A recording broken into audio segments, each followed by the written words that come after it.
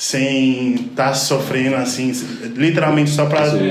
Aqui, tipo, a grande maioria que você pegar uma rapaziada que é do bairro inferior e o cara... Os caras tá fazendo de verdade porque eles... Algumas coisas da vida levaram eles àquilo. Necessita pra sobreviver. E lá é diferente, lá as pessoas têm várias outras coisas que eles podiam estar fazendo. Oportunidade pra todo lado.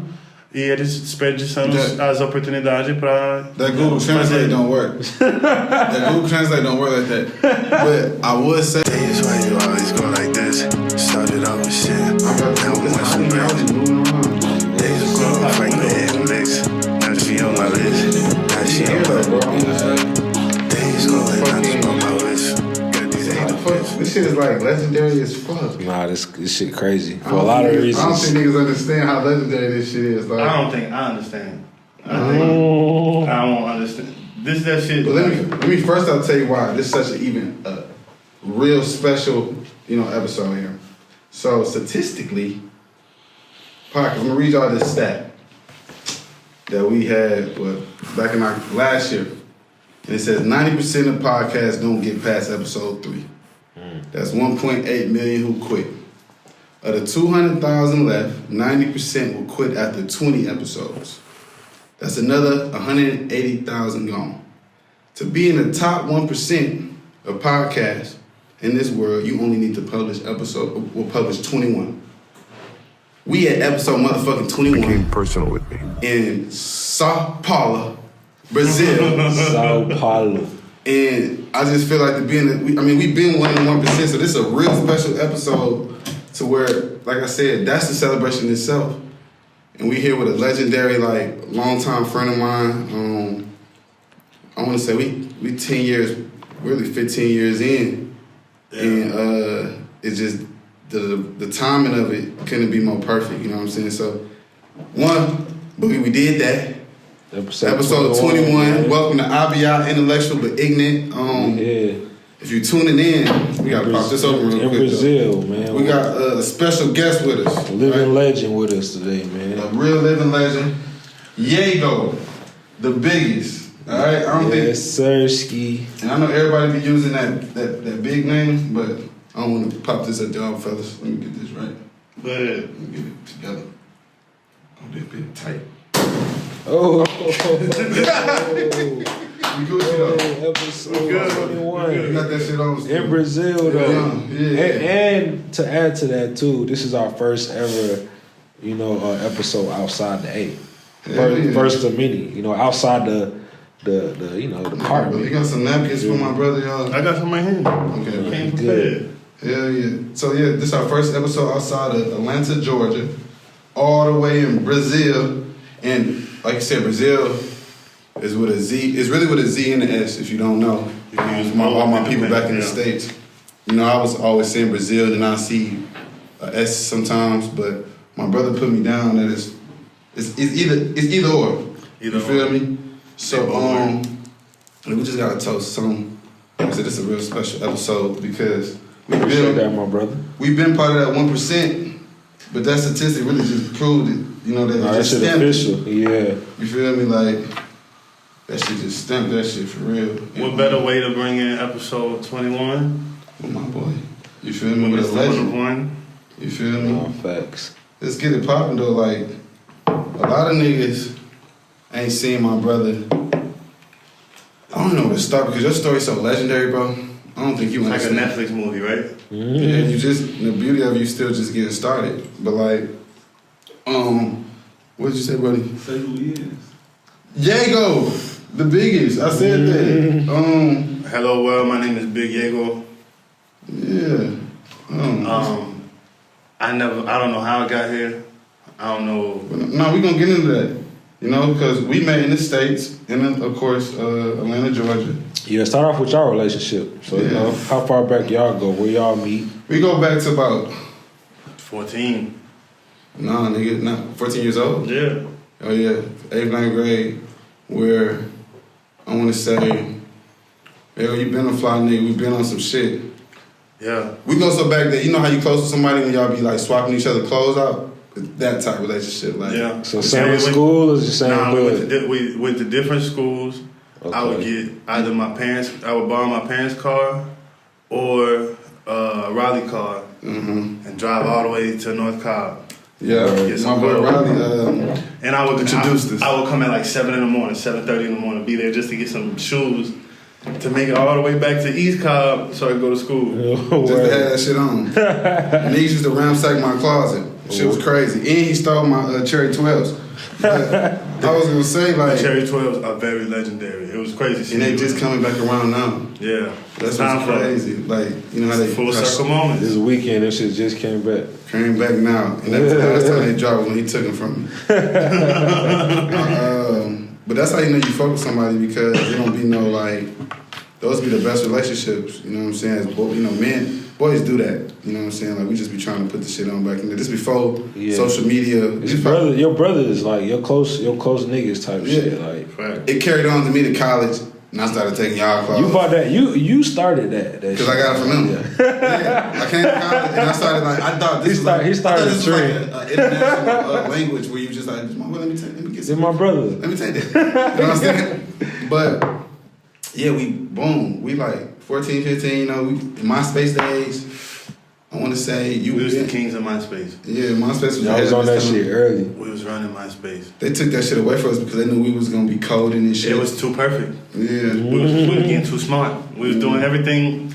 Instagram would dumb you down. Social media nowadays would dumb you down. That shit was. Word. So high school, right? So then what happened like after that? Like y'all kind of went y'all different ways. No, it's always been respect with us. I ain't gonna lie. We never went on different ways type shit. Okay. Except when I got locked the fuck up and got kicked out the way. We're gonna get to that part. Art was like, you was in the Cobb area, Cobb vet. That's what we call them, Cobb vet. Y'all some East Siders. Mm-hmm. Cobb, we raised a lot of them, some real vets out there. Yeah, because Cobb is different. You feel me? Cobb don't get too much respect like that. Outside people try to clown Cobb. You feel me? They do. Like niggas Cobb don't have motion. But it's real niggas everywhere though. Yeah. Exactly. And it's just certain individuals. We was good in little other places and shit, but like the majority, niggas wasn't getting Cobb that respect on some shit. Nah, for sure. But I don't really give a fuck. I thought Cobb was like the reil north side because it's like 75 north. It is. Compared to like Gwinnett. Niggas ain't respect Cobb back in college. They just know Cobb had the hoes. And we did. Cobb had the hoes and we was, we grew up with them. You know what I'm saying? And this is the click time. This is when everybody was getting clicks. Yeah. You know what I'm saying? I want to say, Yego, originally you was in the click. First high school clique. Yeah, first I was trying to get into shit. Like I seen shit on MySpace and like, damn, they look cool as hell. I'm trying to. Yo, can I join KC? I join Green Team? Can I like trying to join? And then it didn't take a long time before I was like, yo, I'm doing the wrong thing. Like I need to start my own shit. For sure. Like I need to be the general. You feel me? I need to be the. Well, look. Before you got that thought, all right, you transit, you going to high school, you going through your life, you get this dopamine, am I saying it correctly? Yeah, dopamine. Where that's like, it's addicting, where you got a taste of some money. It was from Southern Bread. From the teen clubs. Madman World, Texano. Yeah, the Texanos. The teen club shit is the reason why you was promoting parties. That's what you got to taste of. I was like the top person. He was a promoter. He was like, but they just was like, they was like, yo, come work with us. I used to hold the big ass camera, walk around the club with the camera. Then after that, I started working at the door.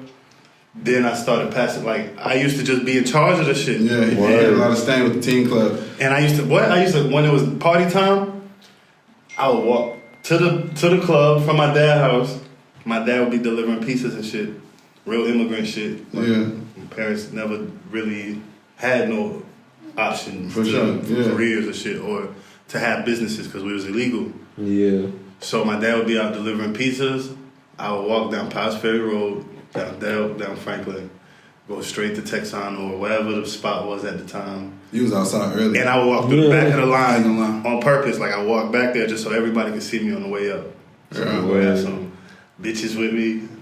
To bring him through the door. Yego kept the area I know now, he keep stuff. You know, he keeping some shit around him. Yeah. He always had shit back then around him. All the time. Everybody loved him. You know what I'm saying? Like, he just was cool with everybody. That's what I remember.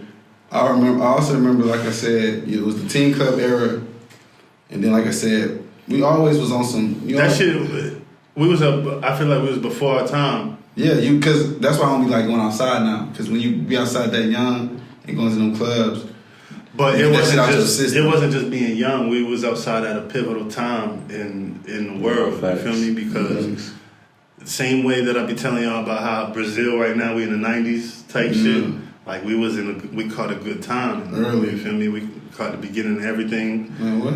Everything that everybody doing now, we did when we was kids. Shit. Like and that's why they be over this shit.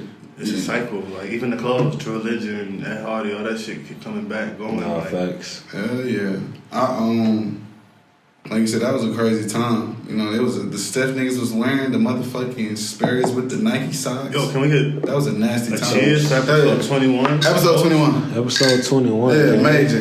Yeah, part of that 1%. To 1%. To the 1%. To the 1%, man. To the 1%. Yo, when we do the collab, exclusivists, it's gonna be called the 1%. Let's do it. 101. Yeah. 1%. Yeah, because they don't understand. Like I said, it's that shit major.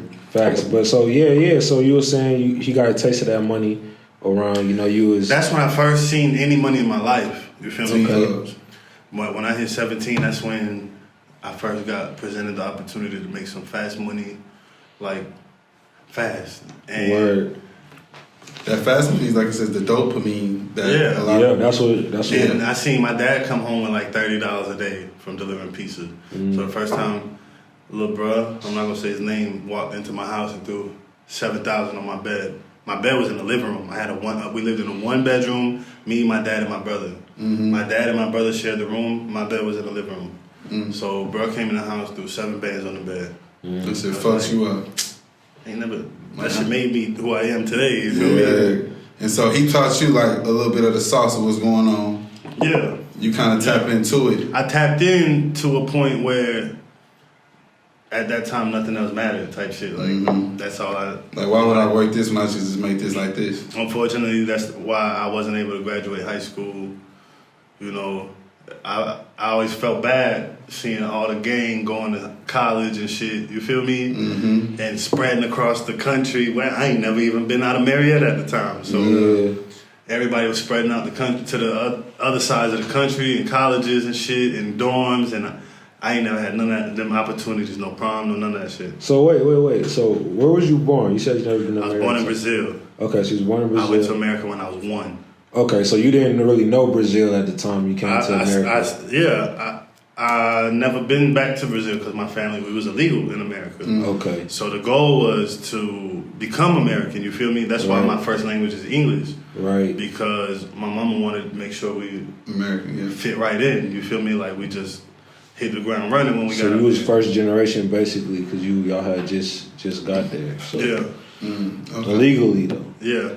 No, we went legally. Y'all went legally. But we overstayed the time that we were supposed visa. to stay. Yeah. Okay. So in the midst of that, right? Something that I feel like separate me from a lot of people too is that I'm not gonna say I missed out on my childhood, but I didn't have a normal childhood like everybody else did growing up. Even if they was growing up in a single parent home, like not everybody had their fathers around type shit. Yeah. But people had actual families and shit. I ain't have nothing in America. Like it was me, my mom, and then I had my first apartment when I was 14. Yeah. You feel me? When I lived next to Wheeler High School.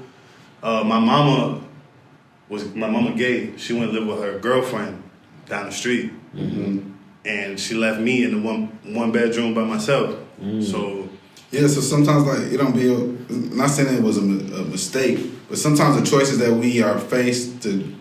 A lot of people don't understand that people don't just jump into fast money. It be circumstances that kind of lead you into that. You know what I'm saying? Because if I knew, like I never felt capable enough. Like I never felt like I had access to the tools to even get a job in America. You feel me? That's what's fucked up. Cause like I ain't have no other choice but to scams. Especially coming from your home life, like, and what you seeing. Yeah, like the only opportunities I was being offered at the time was to go deliver pizzas with my dad. You said that was $30 a day type shit.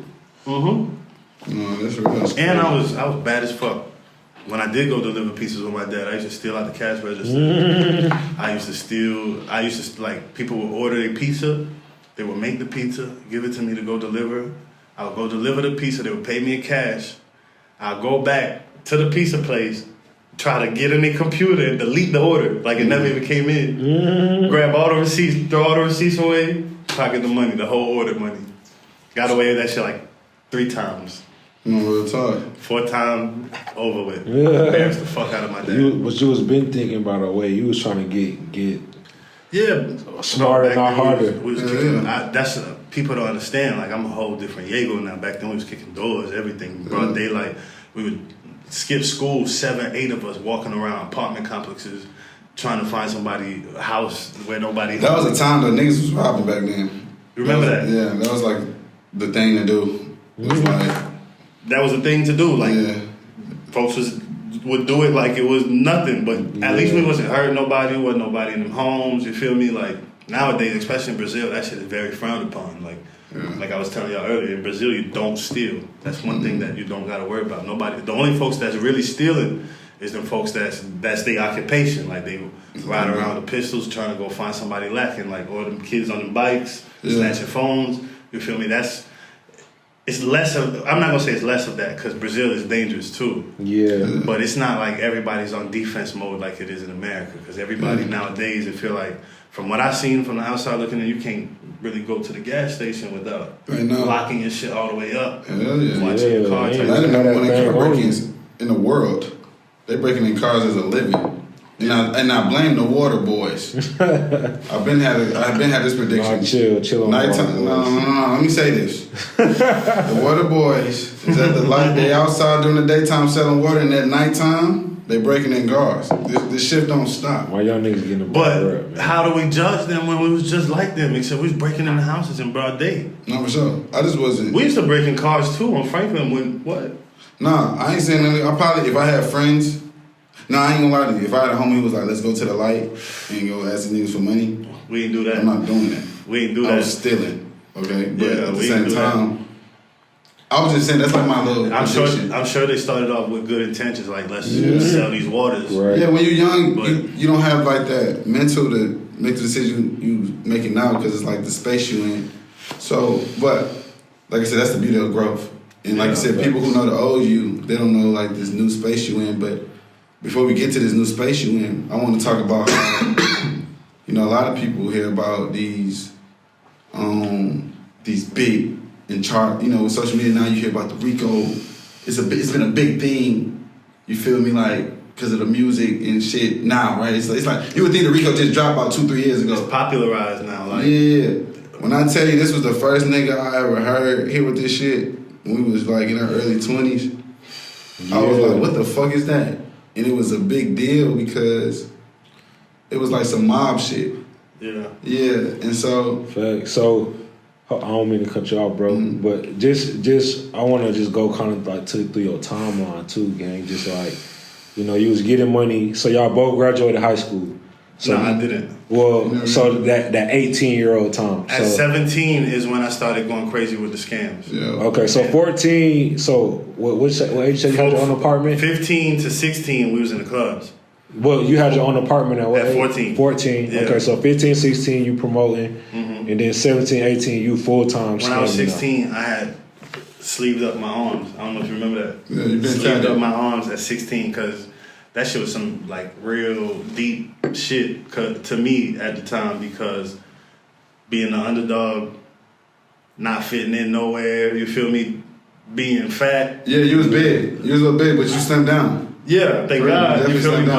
No, you have. Ain't have no sauce, nothing. Ain't have no bitches, and that was something that I felt like I had to do at the time to give a little boost. Blend in, yeah. Everybody do it. On my self-esteem type shit. Sure. Yeah. And it worked out in my favor a lot, because that's like the person I am today is who I wanted to be back then type shit. Real talk. Real shit. And now it's just natural.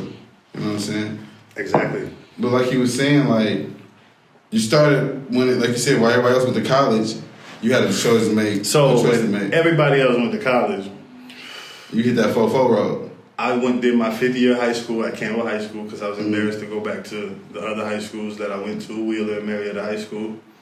So I went to Campbell for 1 semester. I used to skip school, and I had a car at the time. I used to skip school every day. Every day I go to school, find a bank account, and leave school with somebody in my car. So you was going to school just to scam, pretty much. Just to find moves. Yeah. Just to find moves. So right now I used to find so many, like, when I ain't find no moves at my school, I had moves at another school. I'm on the way to McKeachern, pick up 3 cards. So you on this 18, 19 years old, this pretty much life, like. Yeah, that became life at the time because that was my only form of income. That's the only thing I really knew besides the party shit. Yeah. That shit had died down. But seeing that type of money at that age, that shit make you not. And the thing was that it wasn't even like it was just the only thing I knew. We were so good at it, and like we the ones who started everything. Like we started the scammer wave. And I say that proudly today. Like, not proudly, because I'm not proud of that shit. But I proudly say y'all fucked up a lot of people's shit. Like, y'all fucked up a lot of people's shit and why people in Navy Federal right now. But that ain't your fault. Like y'all's the reason why a lot of niggas could get banked. I want to clarify that I'm not proud of that shit at all. It's okay. Mistakes happen. Mistakes happen, like I said earlier in the car today. You played the card. Karma came and got me. Yeah. Karma got me well. Like, everything I ever did wrong, I paid back somehow, some way. Flash forward, niggas still putting that shit on their story. Who got this? Type in. Bro, we pioneered literally something that is way bigger than real. America. You feel me? Like, I ain't gonna lie, man. Bigger than the world. Hey, matter of fact, you made me fuck up my balls. I was so fucked up one time. I remember. I goddamn was like, dog, I was on my dick one time when I left school. Did you get paid? No, you told me, what happened was, you didn't do my shit. I did it. And it wasn't worth it what I got. It was like, I fucked up my whole shit for like $300. It was like $600. And then I was like, damn. I was out of the bank account for a minute. Till this one bank account took me in like a home. You know what I'm saying? And I've been with them for 15-some years. You said, I ain't gonna fuck this up. No, I'm never making that decision again. But I remember I called, bro, I'm like, it's over. They talking about this and that. Yo, I remember like a good 5-6 times you done called us pissed. Yeah, I don't play. I'm gonna test niggas out. Niggas know me. You gonna get the full me touching your ass up. Like, you got me fucked up. I'm gonna find y'all. Remind you, I'll see you the next day or some shit. But like, whatever. I want to say it's just like we got so much history, bro. We got hella stories. This shit kind of go full circle too. Yeah. Just kind of how, you know, may go off to college 18. You know, you say you do that extra year of high school, and you know, full circle because you scamming. But even when, you know, you come down to Valdosta and you fucking, then your connection with Nails, and you know, just all that shit, just kind of like it's a crazy full circle moment. How like that, this really your man. Cause you know he introduced me. He kind of like introduced me to Nails. Like he kind of like was telling me about him. Rest in peace, Nails. Yeah, rest in peace, my boy. R.P. man. But I'm the one who brought them down to the college I was at. Right. So y'all scamming full time. This your man's. We in school. Yeah. Y'all come visit for a week. Bro, that's that shit. That, like I was saying earlier, also some of the best days in my life. That's that shit that made me for real. That's when I was like, yo, I'm him. But let me tell you though, I'm him. But that's what I'm trying to tell you though. Like a lot of the people I was in school with knew nothing about this shit. This is like this 2011, 2010, 2011, 2012 era. Yeah, because we was living in blame. The niggas is fucked up. So when niggas coming out there, you come to college town trying to do niggas like, well, I can make this. They gon' whatever. Eating that shit up. Niggas fucked that shit up so bad that I seen what niggas was doing. Niggas was throwing niggas kickbacks. Like, oh, take this kickback right here. Yeah. Run off with the real shit, right? Yeah, when the shit Look, this shit would be so crazy that once we found out what niggas was doing. Bro, we made up that word kickback. That shit crazy. I be hearing that shit all the time. Nah, Still today. That's legendary. We used to eat off that kickback. The kiki. Don't invented that word. The kiki. Listen, once y'all was giving niggas a little taste of the kickback, I was like, look, we ate that shit up. We ain't getting them niggas no more. We finna just take the kicky. Hey, we ate that shit up, dog. We were fucking up a bunch of shit just for the kicky. Hey, that kicky was crazy. The kickback saved my life. No, for real. So many occasions. Like, that was a good name. That was genius. I don't know where it is. That shit was hard. Hey, that shit gonna kick back quick. 600. That be kicking back. And everybody's like, yo, where's the kickback? You pulled out the kickback. I've been hearing that for like 10 years now. Yeah. Yo, that's crazy. No, I'm done. I don't mean 10. I mean, no, yeah. That's crazy. So you started, you was going to. One thing about the statute of limitation is real. Nah, facts. But in murder, though. Yeah. In murder, you don't got no statute of limitations. This shit. Yeah, murder. I think I'm straight to talk about it. Yeah, murder, that shit forever. But yeah, this shit. So boom, you start off high school to high school. Your niggas go to college. You graduate. Bro. Now you college and on some like, bam, I could go to college and double up what I was doing in the high schools. Was that like your mindset or? So, let me see how I can even explain that madness. When I was going so crazy back home in Marietta, right? That people who spread out across the world, not the world, but the United States, different colleges, started saying, "Yo, come do that here." My school, yeah. I got some 5 of them for you right here. Yeah. Mm-hmm. And I'm like, shit, let's take this shit on tour. And then you was the first, bro. Niggas knew me. That was the first I'm gonna talk openly about what happened at Stop niggas in. He was the first person to say, bro, come here. We might be on to something now. I'm like, shit, I'm coming. I came expecting nothing. You feel me? Just came to really see what the fuck is homecoming. Like, what is homecoming? Till today, I don't even know what that means. Like, that was our birthday weekend too, bro. Mm-hmm. That's crazy. Our birthday always fell on homecoming, so it was like I invite everybody to come to our birthday party. Yeah, this is a crazy story. Like, pulled up to didn't get like pulled over, nothing. Smoking the whole time. I'm thinking thugging. Life is not sweet. Knowing that road is dangerous. Oh God. I'm thinking life There's is some sweet. dangerous parts on that motherfucker. That road ain't no hoe. I remember after the first day we just partied and shit. Yeah. That second day we hit a on campus. It was a BOA on camp. Mm-hmm. Yeah. So it was a BOA on campus. Centennial. Bro, we hit a BOA on campus and there was people behind me in line. This is so legendary. It was people behind me in line, and I'm like, I'm about to show everybody what I'm doing.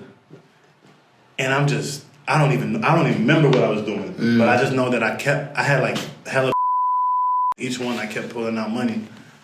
Like, back then, in Valdosta, shit used to kick back 500. And now look, I know this used to go crazy. Bro, I was there pulling out money. The people who was in line behind me. I was getting a piece of all that. Facts. I didn't know that. Niggas was breaking me off. Bro, the people was in line behind me. Never seen me in their life. They like, what are you doing? Yeah. I want in. You find a new place. Bro, I'm getting played behind me. I'm talking about they pulling up. I'm doing their shit.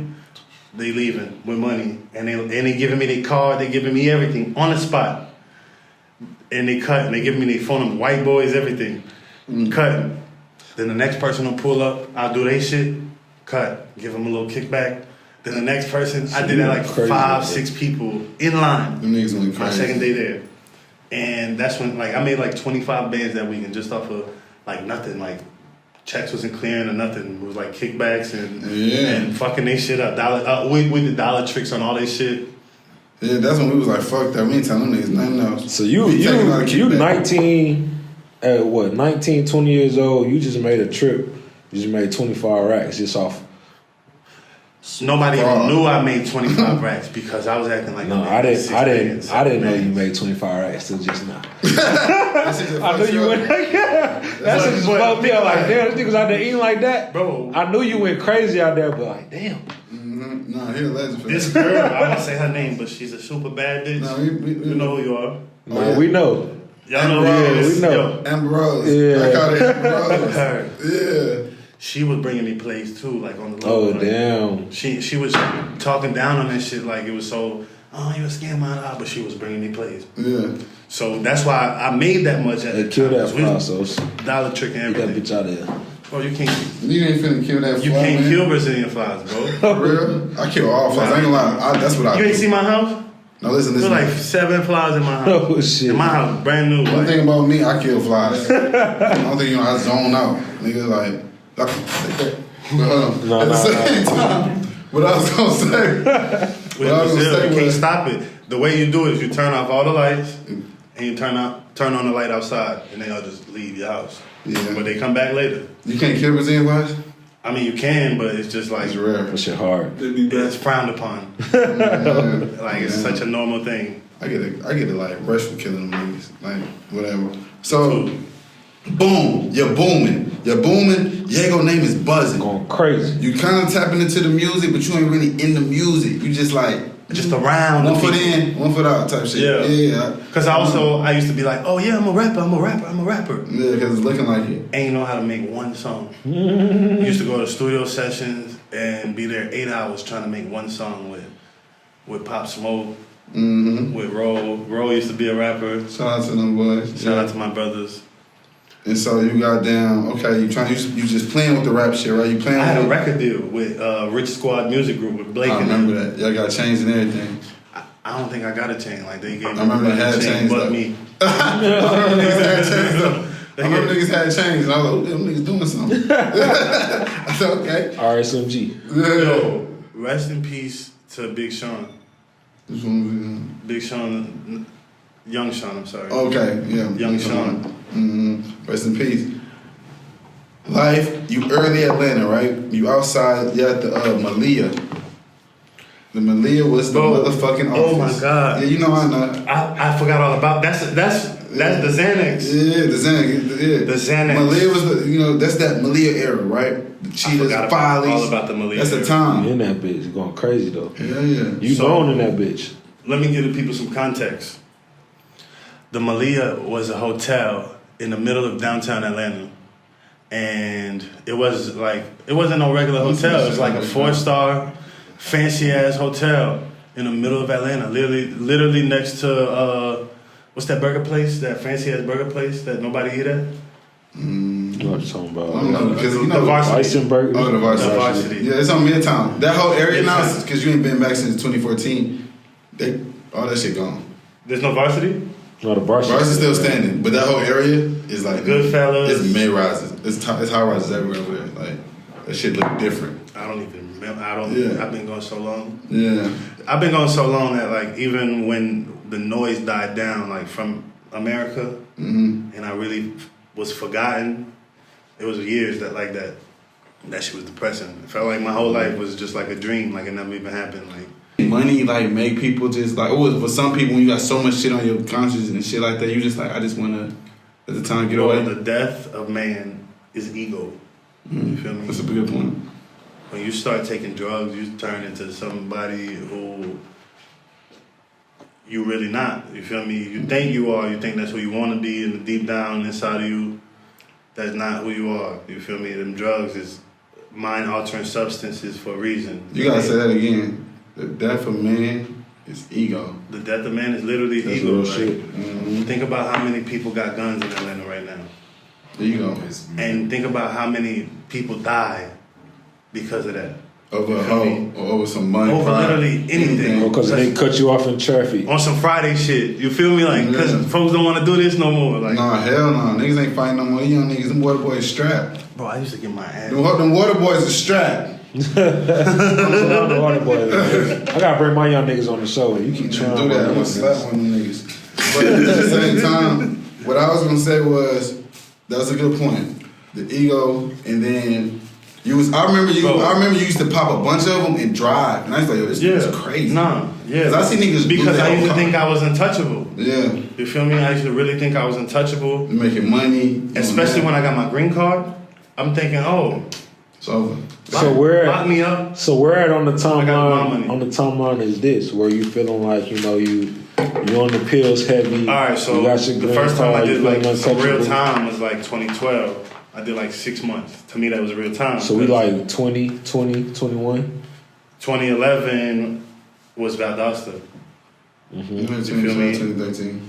Yeah, 2012 too. Mm-hmm. Yeah, because that's when I started going to mm-hmm. And like I said, I felt untouchable. I used to drive all the way there and not get pulled over. Yeah. Make hella money, drive back home. So this time you smoking, you doing the pills? Smoking and driving on 8 Xans. Like, I'm untouchable. You feel me? Like, going everywhere, going to the gas station. Because now it's on. It's on. Yeah. So back then, like, that's some shit we even took for granted. Like, now you can't go to the gas station and just do none of that. Shoot a music video right there on the spot. You feel me? Have bitches twerking outside or whatever. Like, we used to be posted at gas station.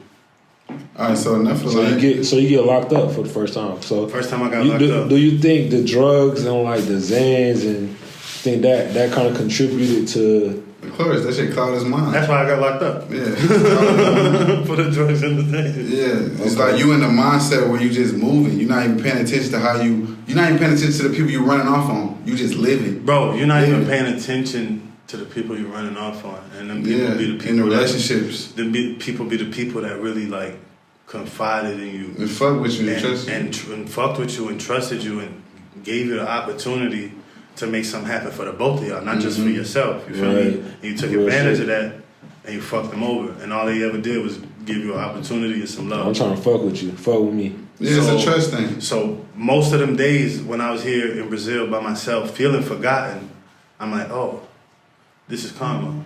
Mm-hmm. This is why I'm forgotten. Because the people who really love me, I took advantage of folks. Oh yeah, type shit. And then one thing about it, like I said, this is the old Yego. This ain't the new one. The new one, y'all can't fuck with them.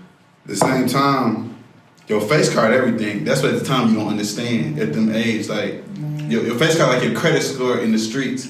And the thing about it is that I used to do so much fucked up shit, and none of that shit used to touch my face card. Yeah, like I don't understand. That was some shit you can't make up. Like people still love me. You feel me? Yeah. And today, like I said, the death of ego, you feel me? That's the most important thing, because once you realize that how people feel about you is more important than how you feel about you, that's what's, not in a sense like everything you gotta do has to be for somebody else type shit, like, but you gotta really be grateful for how you make people feel type more shit. So your stamp on the world. Yeah, like that shit matters. Like your face card. Your face card. Like, I always say your face card is like if you don't get a good credit score, your face card better be up there but if both of them fucked up, you fucked. You know what I'm saying? You probably ain't got shit going right now because you did a lot of bullshit at that time, and then you probably got the credit I can't talk about. But yeah, what I was gonna say also though, so okay, you in this life, right? You fucking with bitches. You have a child on the way. In the midst of that, you still living, you know you got a child on the way, so I really gotta get this money. When nigga know you got a baby on the way, I gotta get this money. Yeah, and I was trying my hardest. I also lacked a lot. Like I was lacking for 9 months that my baby mama was pregnant. Yeah. On some drug shit. You feel me? Like not even purposely. Yeah. But the drugs, the mind altering substances literally altered my mind and had me going out bad. You feel me? Before my daughter was born. And luckily I started trying to tighten up in the last days before I got locked up. I got locked up in the hospital a day after my daughter was born, holding my daughter 6 a.m. by like 20 police officers. Damn, that's like, crazy. Don't move. Like they came on my door, they said don't move. Damn. And I'm holding my daughter, 6 a.m, my baby mama. As soon as she seen it, she just started crying. Damn. I passed her my daughter, and they took me. And on the way out, I'm like, yo, let me at least sign my daughter's birth certificate. Let me sign the birth certificate. I ain't have no ID on me, so they didn't let me sign it. And I'm like, damn, she didn't go ahead my last name. It's a wrap. Damn. But so then you kind of already knew what time it was. Like I knew what time it was because I was on the run for the RICO. So you knew. So you knew. No. I'm capping. I knew what time it was because I was on the run from like 4 felonies. Okay. Type. So you didn't know the Rico was here yet? I didn't know the Rico was here yet. The Rico came because they wanted me to snitch. You feel me? They showed me a bunch of shit fast. Like it was 7 in the morning one day. I was in there like 6 months already, thinking I'm about to get out any day. Yeah. It was a Sunday. They called me in the room. They woke me up on the intercom. Everybody listening. We in the open dorm. What county you in? I was in Cobb. Cobb. Okay. They said Oliveira to the Sally Port. I'm like, what, on a Sunday? Early like this? As soon as I walked outside the Sally Port, 8 white men in suits. Feds. Walk in the room right there, and I walk into it, and I'm like, sleep. And they start fast. They come with a fucking binder, a big-ass binder, just open it. I see pictures of mad people I know. And they like, look, basically, we know this about you, we know that about you, we know this about him, this, that. If you don't tell us everything we need to know right now in detail, tomorrow morning you're gonna have 10 new felonies. So me, not even on no gangster shit, just on some, I watched a lot of movies shit. I'm like, these folks capping. If y'all had all this shit, 10 new felonies for me? If y'all had all this shit, y'all wouldn't be caught. And that's when the infamous mugshot come out. Were you smiling? That bitch infamous. Yeah. So that's when they took that picture? They took that second picture afterwards? The infamous mugshot, and that's when the streets is talking like, where would they hit? Because I felt like I was losing my mind type shit. That's why I was even smiling, because I'm like, this shit cannot be real. Like, what the fuck is going on? Like, I couldn't, the whole day I'm like, this shit crazy. Shit a movie. When they took the picture, I'm like this the whole time, and they caught me smiling. So they offer you 10, they said it was... No, so look, so now I'm talking to these detectives, not talking to these detectives, they talking to me, You're right. And I'm sitting there like, they was like, if you don't tell us everything you want to know right now, tomorrow morning you're going to have 10 new felonies. I'm like, run it. Get right back up, go right back to my cell. As soon as I said run it, he already closed the binder. Like, they didn't even want to talk no more. They closed the binder, I got up, everybody got up, we went. So like I said, I'm thinking they capping. Monday morning come around, they say, Oliveira, first appearance. Mind you, I've been in jail 6 months. This shit can't quit. When they say first appearance, that's on your first, second day. So I got you. No, you said this first, second day, yeah. It's like your first, second day. Can you make me a cup? I got you. So they say first appearance. I'm like, oh shit. They ain't say nothing about no RICO Act, nothing the day before. They just was reading, they just was showing me the pictures. But when these pictures that they were showing me, just people we know. Yeah. So I'm already like shook. Yeah. But I'm like, yo, I'm like, take me back to myself. Because in my mind, I'm like, yo, if they asking me anything, it's because they don't know shit. Right. I just got these pictures. So go to the first appearance. After the first appearance, crazy. No, I get to the first appearance and I go to the TV shit. They start reading my charges. These folks really hit me with 10 new felonies. They had forgeries, financial transaction card fraud, like times 5, 6. They had right at the bottom, Georgia RICO, racketeering, organized crime. Yeah. I'm like, damn, they want bullshit. My life is over. I'm thinking like, I'm about to do 30 years. And that's when my hair started falling out. Luckily today, my shit flourishing. Hey, I went through that same thing, my brother. What? Nah, he had IyKyK, whatever that shit called. Alopecia. It come from stress. It come from stress. For real? Yeah. You stressed out with something. They said my nigga Pac had that shit. He did. I just want to take this time to really say real talk, like, intellectual ignorant. Y'all chill. You got the gang fucked up. Why you always saying chill? You got a mask on. Fuck Jada. I fuck with Jada. Bro. Why? Cause Jada remind me of all the bad bitches who take advantage of me. Understand. Yeah, Will ain't saying shit, bro. Y'all don't understand their relationship, bro. You do? You know? You get it? Okay. I feel like I might understand, bro. Okay. That's a whole nother conversation for a different day. We got too much on tape right now for me to go deep into that. Fuck Jada. Fuck Jada for right now. We're gonna talk about this shit later. I'm gonna drop a song. So boom. Instead of them sitting you, They deport you. No, so now I still don't know I can get deported. Like in my mind, I was American. Option. They still think you might snitch? Huh? They still think you might snitch? They never came and talked to me again, and they never came and talked to me before. The only time they ever came and talked to me was that day. That one time. And they came. You told them straight up, nah. I'm just like, because in my mind, I'm thinking of the movies. Like they're gonna come talk to you. And they're gonna ask you shit. They're gonna offer you to tell you your rights. They're gonna say you have a right to have your lawyer with you. We literally just paid like $3,000. They was like, if you don't tell us everything we need to know, 10 new. All right, so. So you in that room? You got them new charges. I'm in that room, bro, and I'm not American. You feel me? That's what's going through your mind because they hit you with that RICO. They ain't hit me with the RICO yet. Oh, okay. I didn't even know nothing about the RICO. They just called me in that room and they showed me pictures of everybody I knew.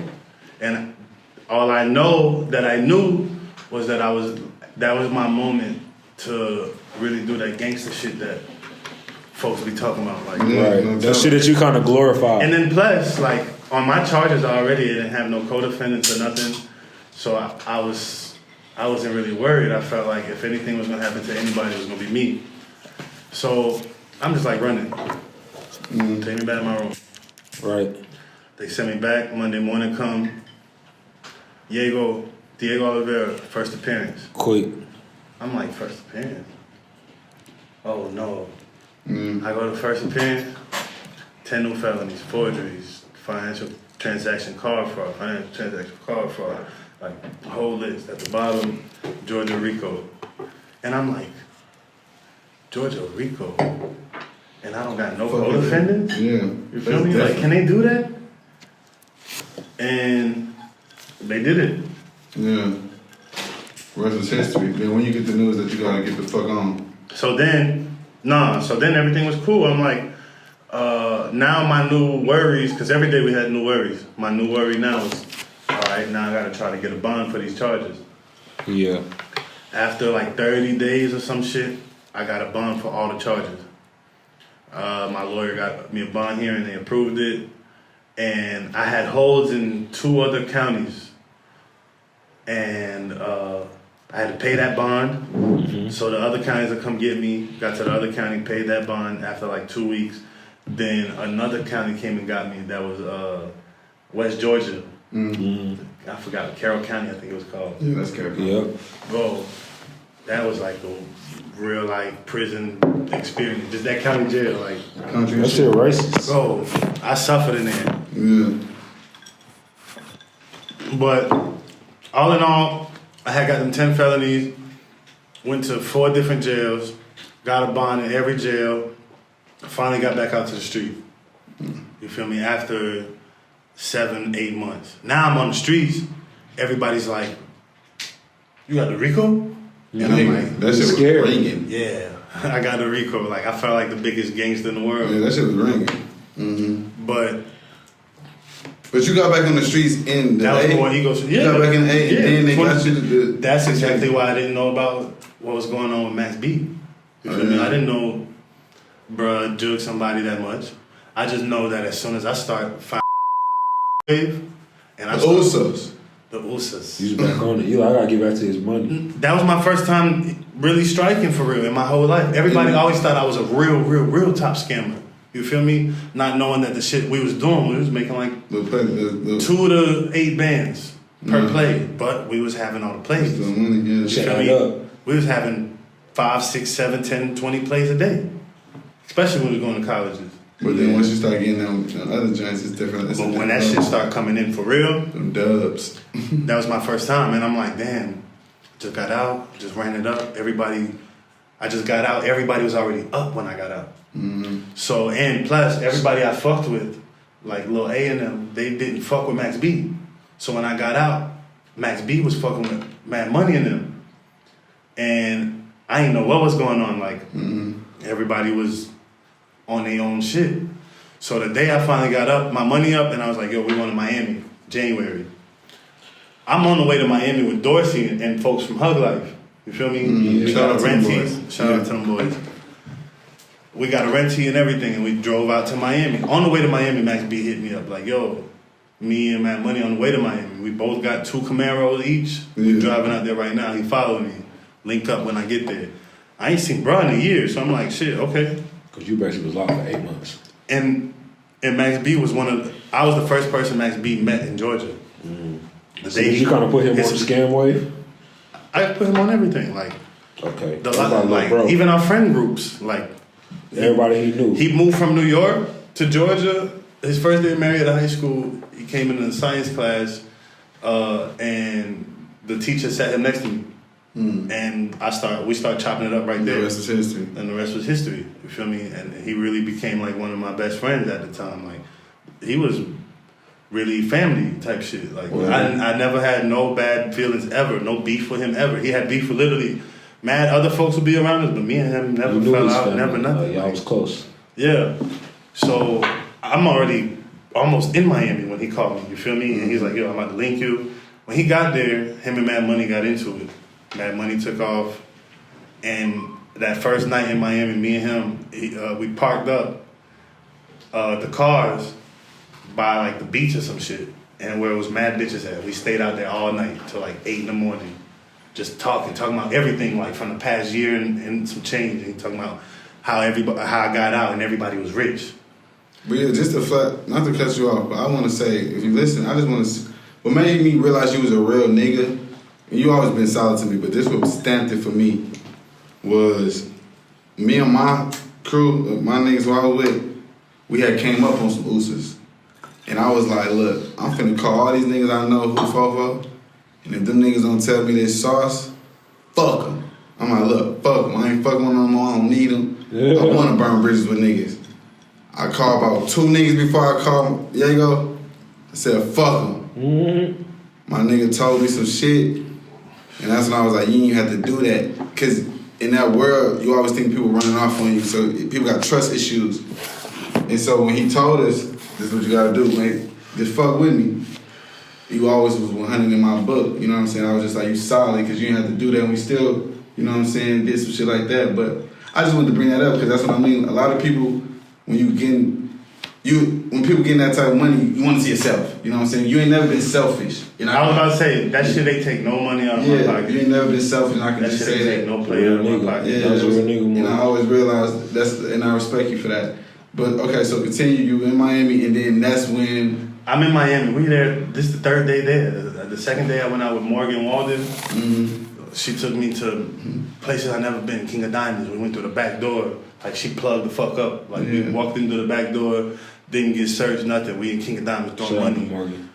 And we even go to Ocean Prime. Like, I had that at that time. That shit was unreal. That's the shit Fabulous was rapping about. And I felt like I was that man for real. Mm-hmm.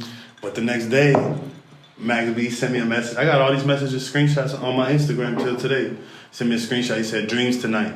Gold bottles only, so bring a band out." I don't even drink at that time. And he knew I was loaded. He knew I just busted like 3 uses. Fuck it. He was like, "Bring a band out, gold bottles only." I'm like, all right, bet, whatever. But I didn't even want to go because I knew that they was about to make me spend money. And I was trying to holler at this other girl. You feel me? So, but I'm like, all right, run it. So that day I go shopping with Mad Money. We buy mad shit from Adidas. We walking through Miami Beach buying shit. Get back to the hotel, get dressed. I put my clothes out on the bed, pop some Zans, and it's like 7 o'clock. So now I'm watching TV, the news. We didn't have Netflix or none of that shit on the TV. Now I'm watching the news. I fall asleep on the Xanax. This after the Rico. Yeah, this after. Yeah, this after. So do you feel like the feds watching you at this point? Did that ever cross your mind? Yes and no. Like, you know, you hear about shit in movies and shit, but I never seemed to feel like I had to, like, something behind my shoulders when I was outside. Yeah. Like, I was just living. Man, you gotta watch about them niggas, and you gotta probably, not just you in general, but when you in that life, you gotta watch about niggas you then ran off on. You didn't care about that. But I know niggas who was on that. I don't know why. Niggas living in fear. I don't know why. I should have, though. Yeah. You feel me? Because I really should have. Because I done did some. I was jugging. Yeah, that's what I'm saying. I jugged. Really and that's when I first got charged with the shit. They was like, "Oh, we got 46 people to testify against you." Type shit. 46 people from your high school. Damn. You think we don't know about that? My first charges that I ever got in 2013 was for all the shit I did in 2011. I ain't gonna lie, that's true. All the shit I did in 2012 and up, that shit ain't really come back up. Yeah, the only time it caught up was when they came with the RICO and the last few charges, like this girl from Cobb that I had her checkbook and she had one to settle me. We emptied her shit out. Like, all right, cool. So that night in Miami, so you popped the Zans. Bro, that night at Miami, I popped the Zans. I fell asleep. Max B came to pick me up. He called my phone like 5 times. I got the screenshots of the timestamps. He started calling me at 2:43. And he called me at like 3:10, 3:15. The last time he called me was 3:24. The news article also got the screenshot. Says at 3:42, we got phone calls for a man who was wounded by gunshots at the gas station. At the address, he was taken to the Ryder Trauma Center where he was pronounced dead. That shit was in front of my hotel room. Bro went pick me up. I didn't answer the phone. It's not like he was knocking on the door, but he was blowing my phone up and I was asleep. He went back to the car, pulled out from the hotel and pulled down the street to the gas station. And then folks pulled up and I don't even know what happened at the gas station. I never seen video, nothing. But they pulled up to the gas station and they got to shooting at each other. Because he was shooting back too. Because he shot somebody, but then he got shot in the head. Yeah. And a little bit after that, 4 in the morning, 4:50, like Mad Money banging on the door. I open the door. He's like, Max B just died. Yeah. And that shit like changed my life. That shit was traumatizing, like, because I knew I was supposed to be in that car. You feel me? On some humbug shit, just cause I was gonna go out that night and go to Dreams with him. Even I was gonna buy a bottle for $1,000 knowing I don't even drink. But I'm like, all right, fuck it, I'm gonna take this money. We in Miami, whatever happened. And bro got killed. And that shit was tough because I was the one who had to call his family. I'm the one who had to call his brother, all that. And like scrambling, the next day it's raining and I don't know what I'm doing in Miami, like endorsing them like, yo, we gotta get out of here. This shit's spooky. And that was it. That was the end of Max B. And I was there, like I was supposed to be in that car. And people after that tried to put the blame on me. Like, try to say I set him up when I had literally not 1% of a reason to even wanna that's rumors. To not even want to set him up to fight somebody type shit. Like, not even, like, I don't want no harm done to nobody that I love. Like, my brothers, like, it's not even your character. It's not. Like, even if it was, like, in my character, the most we would do is go beat somebody up type shit. Like, we ain't have, like, okay, it's cool to be the biggest gangster, you feel me? But at that time, wasn't nobody walking around with guns like this trying to go have shootouts and shoot shit up. Niggas was beating niggas up left and right. Yeah, I ain't gonna lie, man. One of the biggest gangsters I know told me that gangster shit overrated. I ain't gonna lie, a lot of shit went out the window for me. Cause look how far you get without having that shit really overrated. Try to live like that, you feel me? Yeah. Back. So that happened. So when that happened, my bad, go ahead. No. I was gonna go right into the next part of the timeline. Yeah. I want to know, when does the RICO actually catch back up to you? Like, So this whole time that I'm in Miami and shit, I'm not reporting. I'm on pretrial because I got out on bond. Now I got to report and shit. But I got arrested right before Christmas, leaving the Street Execs studio. I was there with Travis Porter and Johnny Cinco was there and shit. I left. Tell me about the Johnny Cinco. Was the first shop he dropped? No Choice. Gator on Young Nigga Money. When that bitch dropped. My favorite song was No Choice. Man, that was a time. That shit made me feel like. So yeah, you was Cinco I could get rich. Then I leave there, pull down Marietta Street downtown, go the wrong way, go around, drive right into a roadblock on North Side Drive. I'm on Molly, Mad Molly. Oh, Molly World. I ain't gonna lie, when Molly came out, Future fucked the streets up with Molly World. And that's my boy. Yeah. I took Molly twice my whole life. That shit is like Future started his own crack era. Yeah, niggas let that shit slide. Yeah, dog. Future really. It's either go. He can do Lean that. and Molly. But when that Molly dropped, dog. Because Wayne was rapping about lean too, but Molly World was the tape. Not like Future. Future made folks want to try that. Yeah. So boom, you on a Molly, boom. I'm on a Molly. It wasn't that cut shit that was. Bro. Yeah, that shit. You know they were putting that shit in there. Man, I was getting my shit from Black Mike. You know, my shit was A1 Perico type shit. Like, so you on the Black Molly? You want to get a roadblock? Hit the roadblock. My hand's already shaking. The officer get to the window. He see my hand shaking. He don't even ask me what's my name. He just grab my arm. He's like, get out the car, sir. We're going to talk to you outside of the car. He already checked my pocket. He found the Molly. He found the weed. He look at my shit, failure to appear. And this time I got locked. I probably did like 2 months, some shit. But I wagged because none of them charges that I was out on bond for came up. Yeah. So I got right out. Then I was like a little shook. I used to stay in the house. I used to only pop out to go to like the strip clubs and shit. And I made it from like February all the way to when my daughter was born. There was one time in like a few days, maybe like the end of May, right before my daughter was born, I went to Magic City for Yummy song release party or a birthday or some shit. And I called the Zan man, told him to pull up to Magic City. Bruh, pull up. He right here. Magic City right here. I come out of Magic City. I'm walking. I come to the car. As soon as I'm about to get in the car, there's a building in front of Magic City. All I hear is, don't fucking move.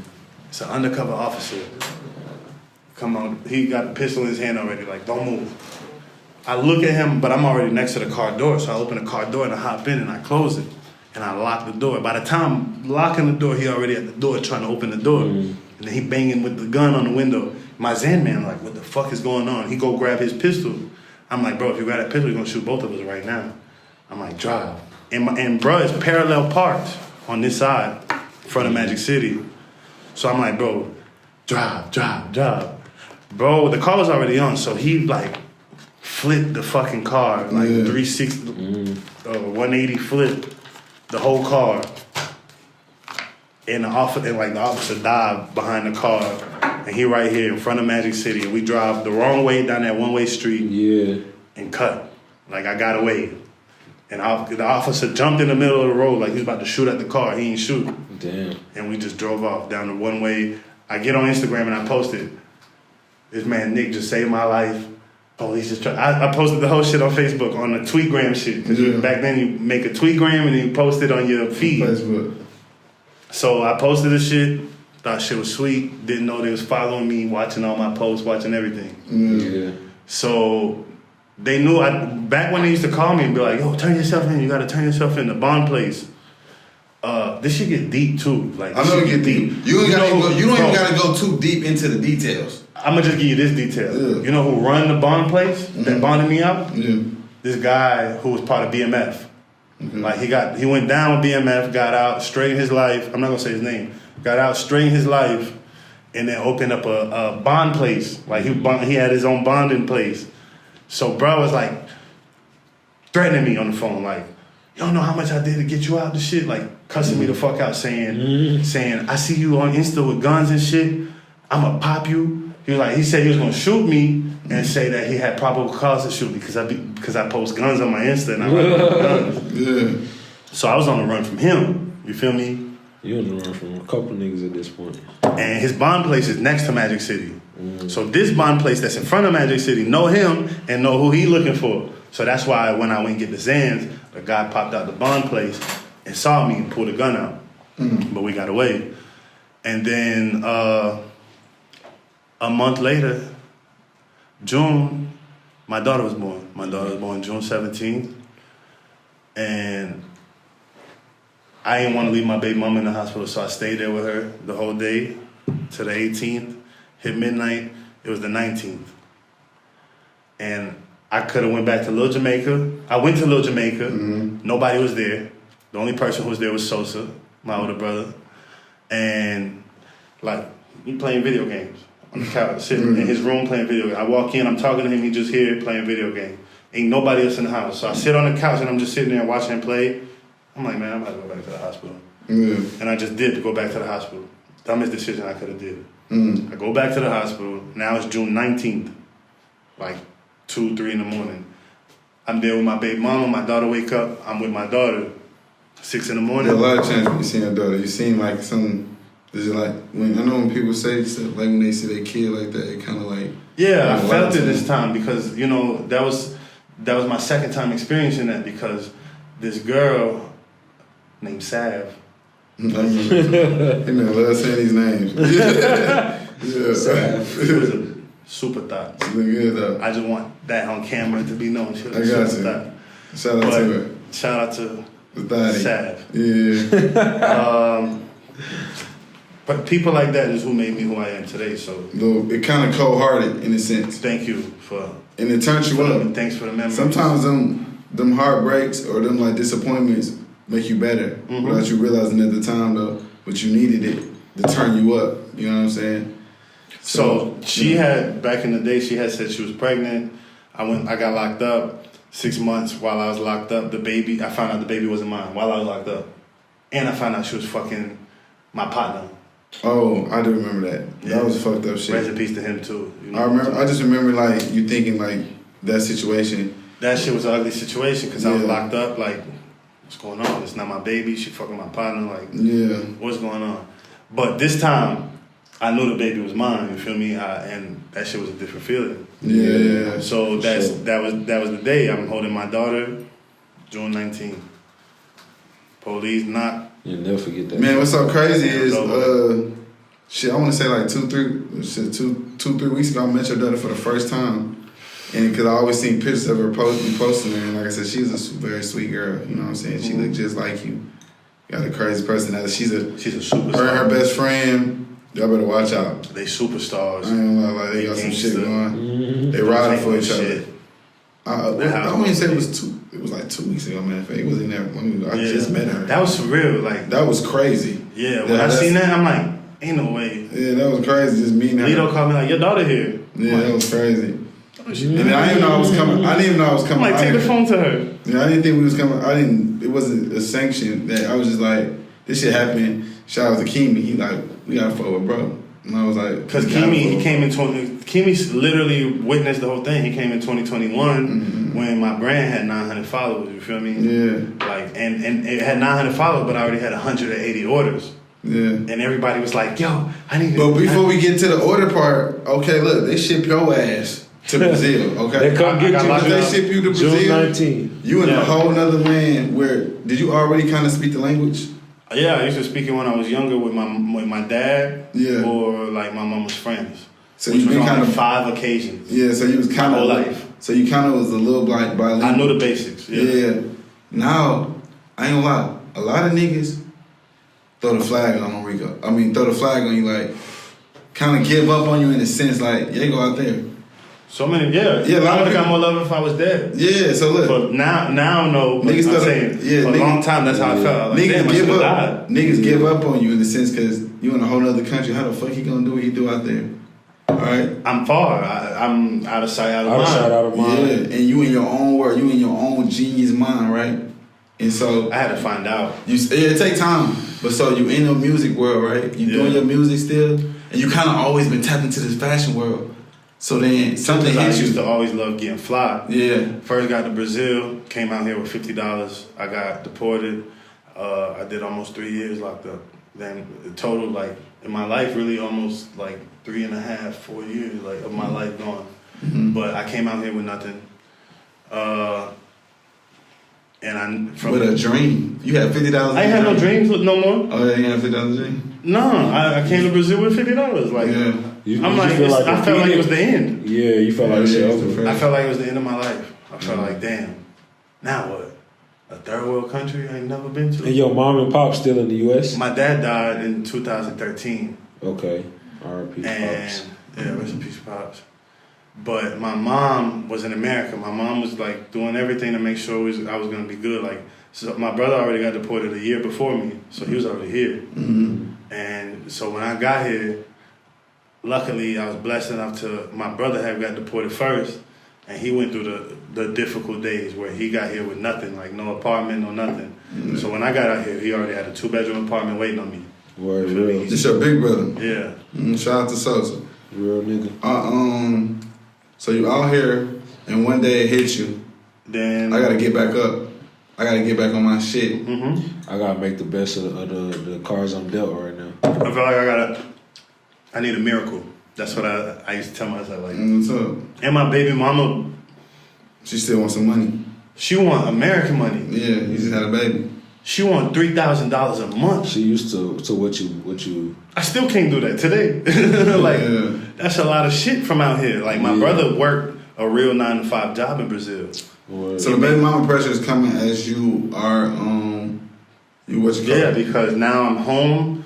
Now it's time to figure out how to send something to my You got a kid to support still. I got a daughter to raise from Brazil in America. That's real. Like I gotta raise my daughter on FaceTime.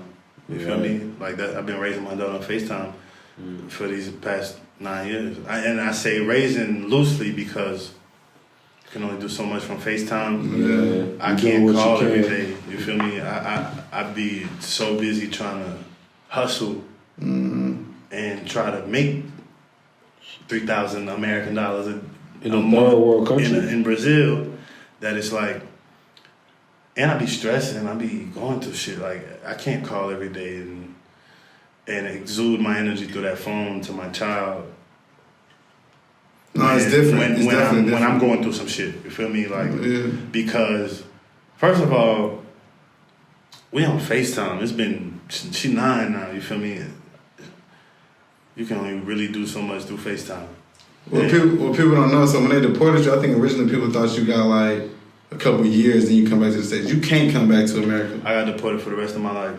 Yeah, so that's real. Yeah. And so hearing that news, that can kind of like detriment your thoughts and your dreams. The sentence that I pleaded guilty for, not knowing nothing about pleas, nothing really too much, nothing like thinking I knew from movies and shit. Yeah. I took the first thing they offered me. Which was dumb, because maybe I could have fought it, you feel me? Maybe if I would have been locked up 6-7 more years at that time, I could have fought it and eventually got out in America. But I'm thinking like, at that time, when I took the plea, I didn't even know I could get deported. So I pled guilty on them charges, and I got sentenced to 15-3. And it was cool with me, you feel me? I'm like, shit, run it. I already did all this time in the county, run it. Yeah. Give me that shit. Took the first plea they offered me, and they was like, you're liable to, this can affect your immigration status. I'm like, oh, they must not know I got a green card. I'm like, yeah, I know, we're good, run it. Then I found out I was not born in America. All right, so look, you on your music journey. Yeah. And one thing I can always say about you, you was always consistent on Instagram before.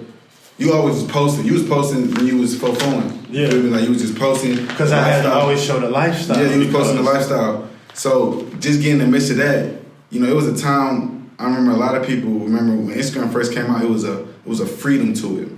It's like you just posting your food, you posting like your homies. It was like a carefree thing, right? And you been had that carefree thing about you, I can say. And it carried on to Brazil, because if you go on your page now, and scroll to your shit, niggas can still see that lifestyle you was living. And still carefree. Yeah. I love that about you. I post some shit at 3 a.m. They be like, no, your algorithm. Fuck with my caption, fuck the algorithm. No, for real. You own that, and I love that about you, because it was like, it's like low key, you can read your journey through that shit, like your steps to where you at. And Facts. It's like a my bad days on there. You kept that I don't give a fuck mentality. Meanwhile, a lot of people in our era, we got caught up in it's not right. Like you said, the algorithm. It's not fucking. Yeah, it's not fucking with the my page aesthetics. Yeah. And it's kind of holding people back, because they overthinking. They're not like just being them. They're not people scared to look lame. That's what it is. I've never been scared to look lame. Like, it took me 100 times looking lame before somebody was like, oh, that look cool. You feel me? 1,000 times. This shit don't matter because I remember when my boy, you know, I talk about it all the time with my people, like, that cool shit don't pay the bills no more. You know, when you've been cool for so long, do talk about that shit all the time. That shit just don't pay the bills. The new cool is being a rebel, being a rebel against what is the ordinary, typical cool. You feel me? Makes you different. Yeah, and just being you. Embracing that. Ain't nobody else like you. Once you get that in your mind, exactly, it's gonna start making sense to you. And I'm still fighting that. Don't get wrong. I still be like, nigga, fuck these people. They're not paying my bills. You know what I'm saying? And so I love that about you and your attitude. So you dropping the music. You don't even give a fuck about who watching it. You ain't doing that. And then you like, let's tap into this fashion shit. Because I like to call myself the king of improvising. I love improvising. I never had money for real. Yeah. You feel me? I got back here, never had money out here. So it's like, I wanted to make my music happen so bad that I learned how to edit my own music videos. I learned how to make my own CD covers. So when I made the first hoodie, I was just trying to make a logo to put as the name of my album, which was going to be One of One. Yeah. So I made that logo on my phone. Not to cut you off, is he good on the camera? Tudo bem? The battery. Okay. All right, so you said made the one. You made the one-on-one. I made the logo on my phone on this app called Fonto. And I'm like, damn, I'm about to slap this on the hoodie. Then I'll take the picture of the album cover again, wearing the hoodie. That way I don't got to put the font on the cover because it's going to be on the hoodie. So I took it to that place we went earlier. I took a blank hoodie there. I showed her the design. I sent it to her number. Came back later on that day. She had that hoodie ready for me. I looked at it. I'm like, I like this. Yeah, you fucking. I put that shit on the spot in front of her. And I went upstairs to one of them shoe stores and I took a picture in the mirror at the shoe store. Posted that picture on Instagram. That shit got 100 likes, 60 comments. Yeah, you fucking with it. Just folks from America who I ain't even heard from in so many years treated me like I've been invisible. Yeah. But at that moment, like, that shit didn't even matter because I was so happy to hear from them. Yeah. And it wasn't like they was just there to say something. They was like, I want that. Yeah. So like all my first 300 orders was all America. In the States. Even people I didn't even know from America, like people in Virginia and shit. Like I gotta send a hat to Chicago tomorrow to somebody. Like mad shit. And I want you to continue, but just when you would think your closest people would support you, but then I love when they came back though. They will, but even that, you got 7 billion other people in this world that loving the shit that you doing. Them folks don't matter. Somebody gonna get what the fuck you got going on, you know what I'm saying? Yeah, but I feel like that time it was the home team who saved everything because I've been deported for mad years and they were the ones who was like, yo, I want that. Yeah. I need that. Like, how much? And I'm in Brazil, like, yo, these folks about to send me American money to make these clothes? So this was like, what, 3 years after being deported? Like, how long was it? I got here, beginning of 2016? This was during the pandemic. 2020? 2020. Okay, so 4 years. So you finally figured that shit out. 4 years, yeah. 4 years. I was the whole time dropping.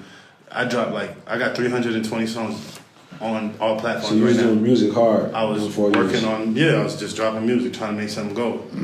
Like I got one of them bitches gonna do something. I got songs that got 900,000 streams right now. Like I ain't buy one stream, I ain't fake one number. I just put it and it just went type shit. All organic. Yeah, but that shit it wasn't enough. That shit ain't. Yeah. But it was really your consistency. A lot of people, that consistency started adding up. But I feel like if Brazil ain't see how much love the home team was giving me, they would have never valued it. You feel me? They felt like that's when they first got to see that oh, he's not from here. Yeah. Like these folks really don't play about him. Yeah. They really want this shit. So my first 300 orders brought me my first 3,000 Brazil orders. And then, it's a bunch of folks from here that, they position me in place, step by step, from big rappers and everything, step by step. They posting my shit, using it, this rapper named The Boy. Okay. Bruh. Show love. He popping. He got 600,000, 700,000 followers. He posted photo dump just with my hoodie, and the only thing he tagged in his caption was exclusives. My shit went from like 900 to 7,000 followers type shit. And this exclusive is, like you said, this rewind came from them. Oh yeah, then when I seen that everybody wanted it, the same day I was like, I'm about to make a brand. Then I was like, I can't name the brand One of One, cause One of One, I'm sure somebody already got that. Mm-hmm. You know, we've been hearing One of One since 2000. Everybody think they One of One, but it's a mindset thing. But when was the first time you heard One of One? Nip? 2012, right? Yeah. Okay.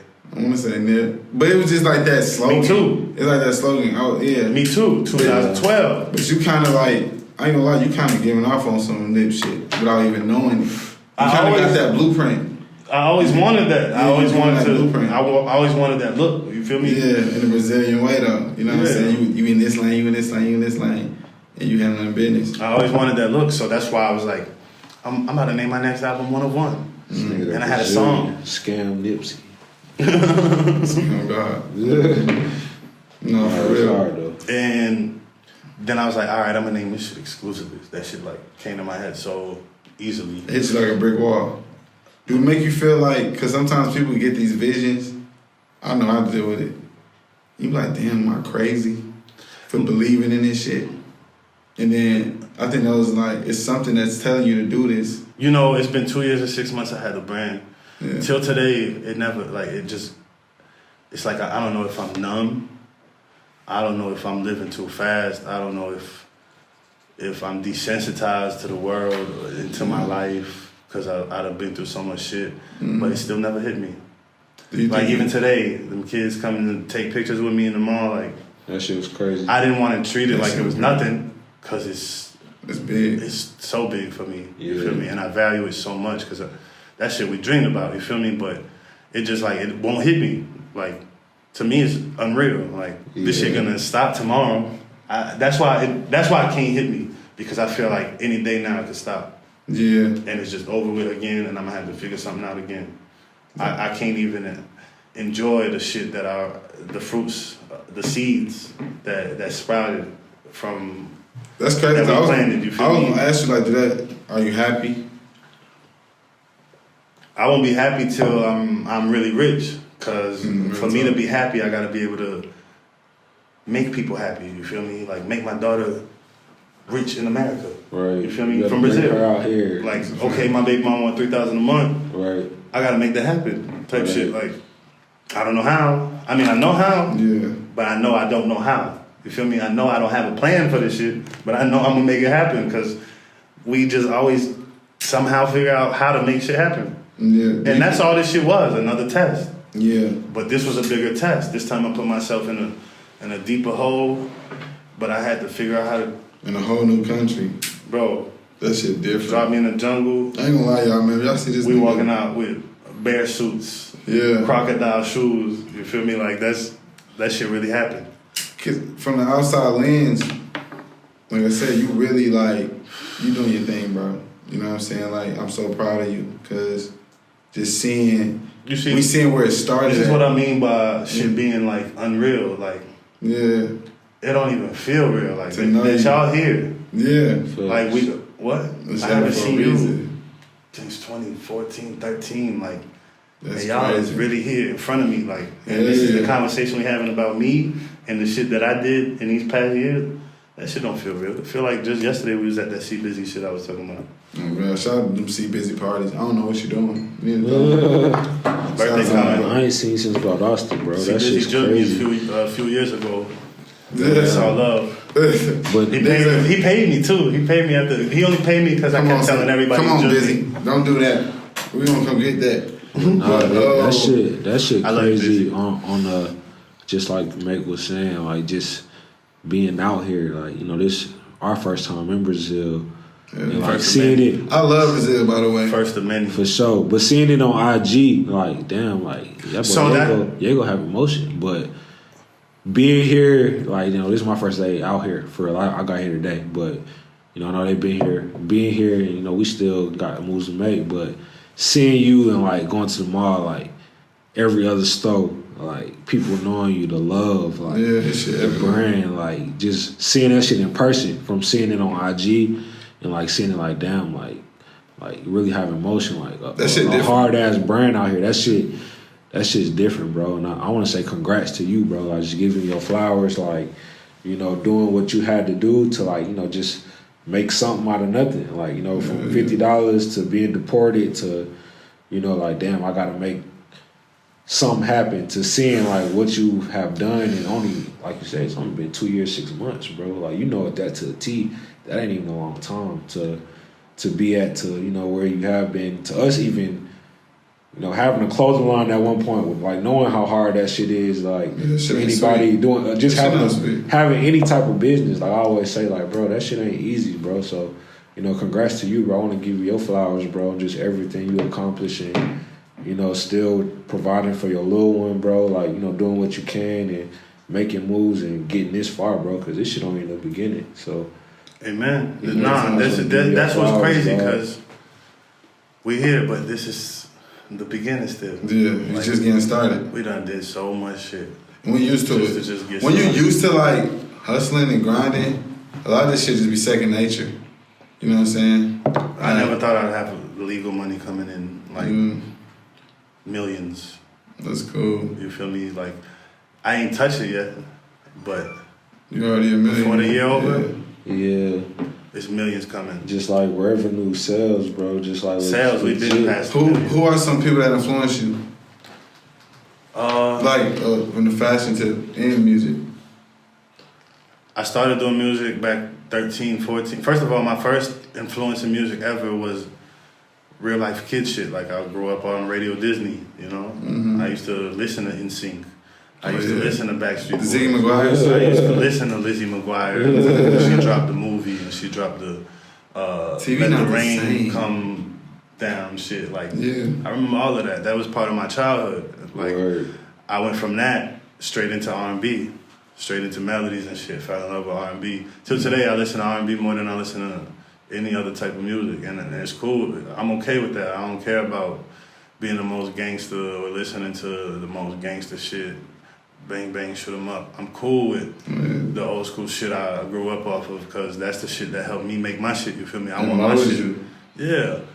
And then, but as far as, so R&B is my influence with music, even though I don't always just make R&B, but at the end of the day, that's the foundation for any type of song I make. Even my most hardest drill song, you feel me? The structure I put into it, like I gotta have a R&B sample, some type melodic of ass hook somewhere, you feel me? Even if I'm not singing type shit. Yeah. As far as clothes go, we grew up in Atlanta, but we grew up around a bunch of people from all over the world, you feel me? So it's like, I used to always be in love with Dipset and like they style and shit. And when Wayne got on that, and he was already like my favorite rapper at that time, it was a rap. Like I knew I had to figure out how to write a good verse. Yeah. And he had a crazy run. Yeah, and mind you, I was 14 at the time. I dropped my first songs on MySpace with 14. I'm 31. I'm 31 years old, and it took 16 years for me to get my first 800,000 streams on one song type shit, like in Brazil. That shit don't come after 300 songs dropped, 60 music videos, like that shit was tough. But what about being tough when you realize, damn, is the music resonating with people? Let me goddamn. I mean, the most popping artists in Brazil done told me like, yo, your music never gonna blow out here. Like if you don't rap in Portuguese, they never gonna learn your words to your songs, and it's a rap. You're never gonna blow out here. I took this shit as a challenge. Yeah. I mean, the clothes blew first. As of right now, they still right. My music hasn't blown out here. Yeah. But I take that as a challenge. It's a challenge. Yeah. Like, watch. We took that motherfucking statistic as a challenge. I'm not like 21. Top 1%. That shit. I took that personal. And the good ones do. The great ones do. Like, it be little challenges you gotta challenge yourself with in life. It don't matter if it's gym goals. It don't matter if it's like school goals. I think it's good to like always have like little goals to like take personal. Nah, my next goal is definitely gym goals. Like, I'm about to turn up. Our next one's 500. Bro, I just gotta lose like 20 pounds. I'm straight. Like, bro, you looking good, brother. Thank you, Mike. But in Sao Paulo, there's like you can be whoever you want to be. Like there's room for you to be whoever you want to be, because we in the 90s. Yeah, you told me. Bro, y'all want to be top models and get paid from modeling every month, like enough to pay your bills? You can do that. You could do that here. You feel me? Because everybody in Sao Paulo, you could have a top media company. Mm-hmm. They've been out here for 1 month. You feel me? They never had no viral videos, nothing. Mm-hmm. They came out here a month ago. They came to my store, the opening date. They got like 5, 6, 7 viral videos right now, and they're working with everybody. Mm-hmm. You feel me? Like salute. But what I can it's say, opportunity. And this is what you're not missing in Atlanta. And this is what I can say. I love Atlanta. That's my second home. Everybody worry about somebody else's shit. It's like, you know, like I said, everybody out here in Sao Paulo, everybody, you can just focus on you. You can be you. You know what I'm saying? Sometimes in these cities, people just be worried about the wrong shit. In them cities, I felt like in Atlanta, I didn't even get an opportunity to learn how to be me.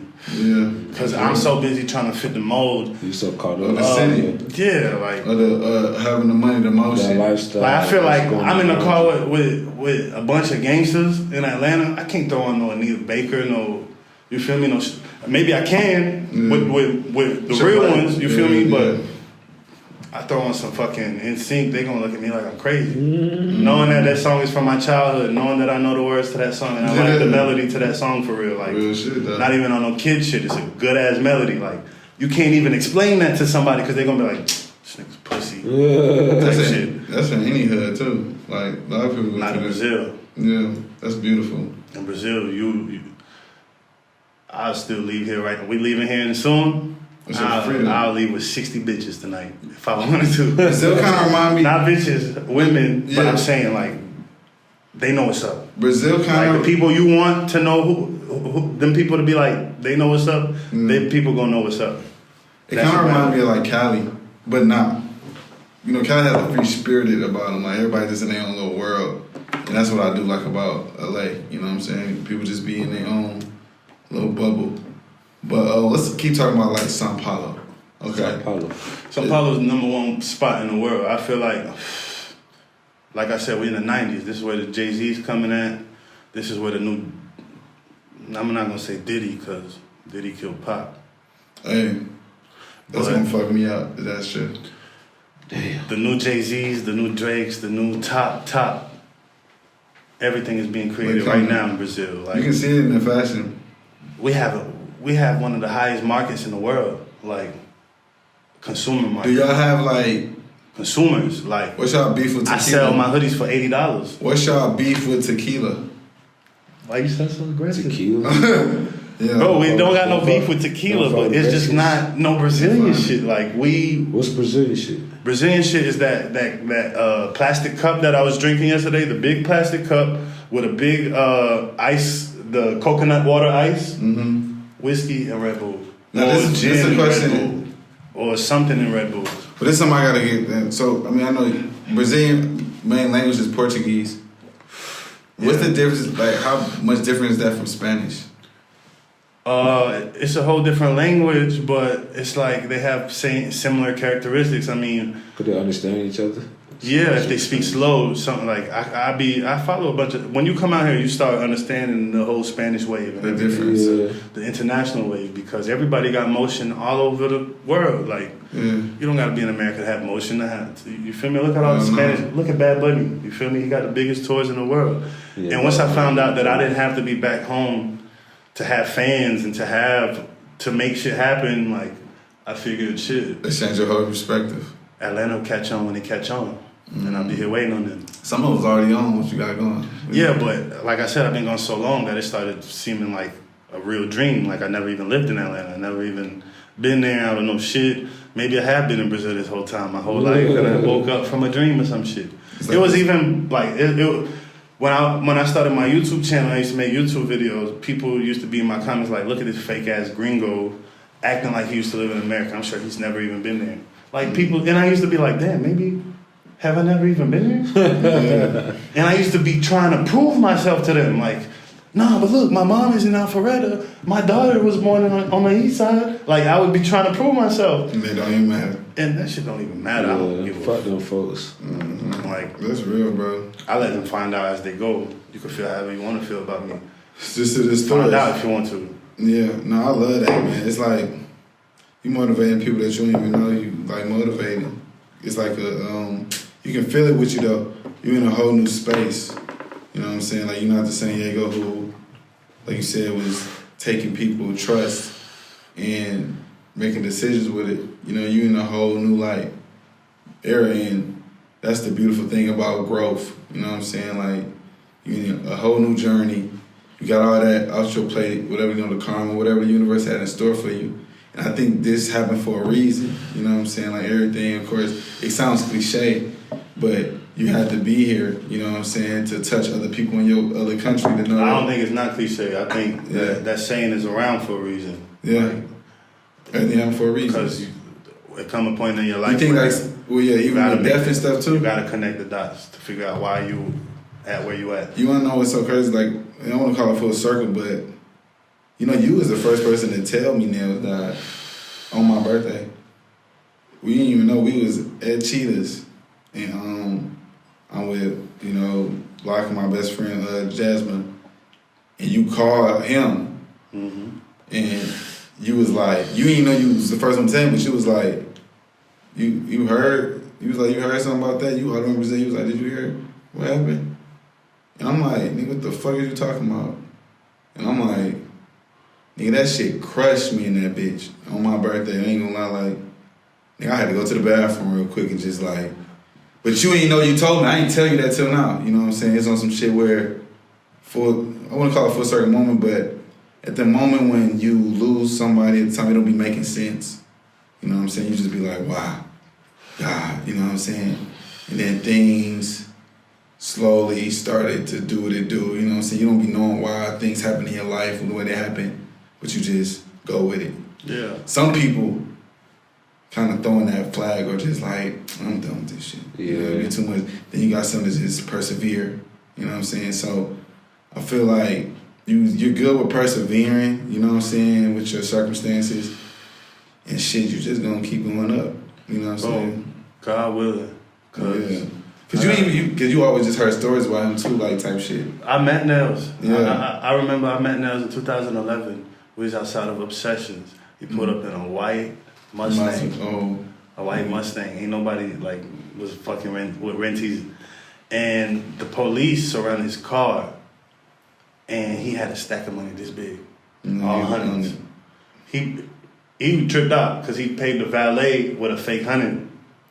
And the valet told the police. So they came and surrounded his car.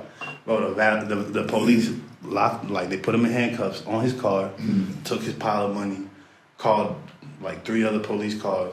They had flashlights. They went through this stack of money this big, all hundreds, on top of his car. They went through each one with the light to try to find if it's real or not. All that shit was real. Yeah. He only had one fake $100 and he gave it to the valet. Damn. They let him go. That's funny because our cameraman obsession. The next, like a few days later, he got locked up. That's crazy because our cameraman who usually be recording that shit, he told us how they was giving him some counterfeit. Yeah, he did. He was saying that shit was crazy. But he only had one counterfeit $100 that day. He had a stack of real money, all hundreds, and they were like, we know for sure this is all counterfeit. Yeah. And they went through each one. All that shit was real. We went into sessions. Made a movie. This is the first day I met him. We took pictures in there. That one of the pictures we took in there, the day I was that day they called me on a Sunday, and I was in front of the detectives, and they had the binder. That was one of the first pictures I saw, and I was in that picture, and everybody else was in that picture. That's when I was like, I ain't say motherfucking thing. Y'all gonna have to goddamn. If they gave you your permission to come back into the States, would you? No. I would be back and forth from Brazil. I would only want to live in Brazil though. Yeah. But I would be back and forth. You feel me? And I would make sure I had some motion up there. You feel me? Because I would want to be able to bring my daughter back and forth whenever she would want to. Yeah. But yeah, that's like the only thing that I missed out on for real is not being able to have so much access to my daughter. You feel me? Yeah. Because my daughter is also legendary. Like, for sure. She a star. She another me. She got it in her. You can see it. I ain't gonna lie. I noticed it. Your kids get something in you. Well, they get some of their parents in all of them. You know what I'm saying? I can see you got some influence there without through them FaceTime calls. You don't even know like that shit was doing something. She up to date now. Like at least she know she's starting to know. Like there you are. My pops is lit. Yeah. Type shit like that. Especially me walking up down on her like that. Like girl, I love your daddy. That's fire. Yeah. That's like that's some surreal shit too to me because it's like I'm so far from my daughter to be in the room with my brothers. That's real. First of all, I know she's protected. Yeah. You feel me? Second of all, it's like, damn, how the fuck did the world bring my daughter into that room? Yeah. Like, out of all the places she could have been in that state, in that country, at that time. What's up? She in the room with my brothers at a birthday party with her best friend, and they all family. They causing havoc. Yeah. Mama, man. What's a bad stigma for people back home, like in the States, that you think is about Brazil? Like, I mean, from the outside in, of course, Brazil is like... Brazil, all right, the same shit they be probably saying about Africa. Like, people probably think it's Africa, the jungles and shit. Like, no, we got the same shit y'all got. Sometimes most of it even better.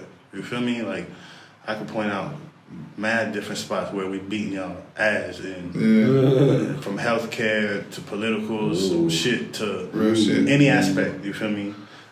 First off, but I can't take away from America being America. America's the number one place in the world. Country, like the ideas, like everything, like it's different. There's no other America in the world, but that doesn't mean that the rest of the world's fucked. Like it's a bunch of good spots out here. That's real. Especially Sao Paulo. Like I said, if I had the chance to go back to America, I wouldn't want to go live there. I just want to be able to go there and come back and bring shit to one of my big villas in Brazil type shit. Like, have one in every corner because the shit. How big? Player. Isn't Sao Paulo like the biggest? 22 million people. Yeah. It's like the second or third biggest city in the world. In the world. Oh, yeah. Like Japan, India, Brazil, Sao Paulo. Bigger than Rio. Like cities. City-wise. Rio big, but it's not like Sao Paulo. Sao Paulo is like the New York. 10 Atlantas. Damn. That's crazy. Yeah. So look, would you ever want to live in a different country? Like, are you able to live in different countries? I would like to be rich enough to have houses in different countries, and be able to go back and forth throughout the year. Because I want to fuck Paris up. I want to fuck London up. You feel me? I want to fuck Tokyo up. You feel me? Yeah. Now that I'm in the fashion game, and these folks know I'm not playing, ain't no limit. Outside of the borders, that where I'm allowed to go, ain't no limit for me. And to the places I'm not allowed to go, we're gonna figure out how to get there. You feel me? Like even if I gotta just send my love from a distance, I will figure it out. Hey, bro, America. Once you get to Mexico, bro, I'm banned from Mexico, bro. Damn, they won't let you out of Mexico. You can't go to Mexico or Canada. That's fucked up. But my point is, as long as my shit make it to America, I'm straight. Like, facts. As long if the brand blow up in America, I'm trying to find your way in that bitch, gang. Bro, I need y'all to help me with the brand. No, we on that. Yeah, we on that. Look, we taking one-on-one back to the A. Man, we gonna get that shit. This is not just my shit. This is the home team shit. No, that's what I'm saying. Like this is for everybody who ran with us. You feel me? Everybody who one-on-one. That 1%. That 1%. The exclusive. It's for that 1%. For real, bro. Well, man, I ain't gonna lie, dog. We could be talking about for hours, but like, do you have like any like shout out? What's next? First off, you gotta give them too much, but you give. Like I said, you just give them a little exclusive from the exclusivists, man. There's a festival, one of the biggest festivals in Brazil. It's called Senna. It's once a year. That shit is like a holiday in Brazil. You feel me? Like everybody come from America, from all over the world. That's where you go to feel like, damn, Is it bigger than the carnival? No, it's not bigger than carnival. Not yet. Okay. But that shit it's like one of the top things to be a part of in Brazil. You feel me? Once you make it there, you straight, you on type shit. And it's my first year that I've been invited. And I got even a slot on stage. Congrats, bro. Congrats to you on that. That's what's next. we about to fuck that shit up. Yeah. They wanted some international shit. Like, they want that connection between Brazil and America because we deserve it. And we got everything y'all need type shit. Like, we got the shit. Y'all gonna come out here and have a blast every time. Y'all gonna be good every time. Y'all can come out here with y'all real diamonds, you feel me? Nobody's gonna fuck with y'all. Security, no security. Where y'all went at today? Y'all went with y'all watches at, right? We was in the trenches. Everybody was looking like nobody wanted to fuck with y'all. You feel me? Like, niggas run up on Mecco at the grocery store. Oh yeah, like who we is. They just want to know who you are. What you doing here? Because in Brazil they appreciate people. You feel me? You don't gotta be the biggest person. You don't gotta be. Tell them I appreciate them. I really do. Like, I had a blast. I'm still having a blast. Bros, ele amou o Brasil. Eles todos amam o Brasil. E eu tô explicando pra eles. All them other spots the niggas be going to. Yeah. They can't fuck Brazil. Qualquer país que ele já foi, não tem nada perto que Brasil. Tipo, tô falando pra eles, vocês podem andar com seus correntes, diamante, relógio, de verdade, tipo. Nós tá impressionando, mas nós não tá assim. Tipo, nós é mó suave. Tipo assim, é normal. Também nós tem. A gente acha da hora quando o mano faz o corre dele e o bagulho. It's love. That's another thing. He's saying they in Brazil we find it cool when somebody gets to that level. Like, we appreciate, we love it. Like, we want that shit to continue. We're not gonna start hating on you after you blow. I mean, the shit happened. You feel me? People will get them vibes though. Pick little shit out and hold that. This is what I can say. When you do lame shit. Yeah, this is what I can say for my folks who would probably make this trip though. Sao Paulo, nobody speaks English. Nobody speaks English. No. Not the ones. Y'all didn't go out enough.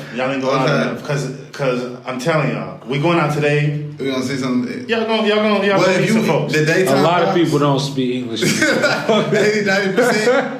So I feel like, but that's the advantage. We got an advantage because we have a friend here who can translate.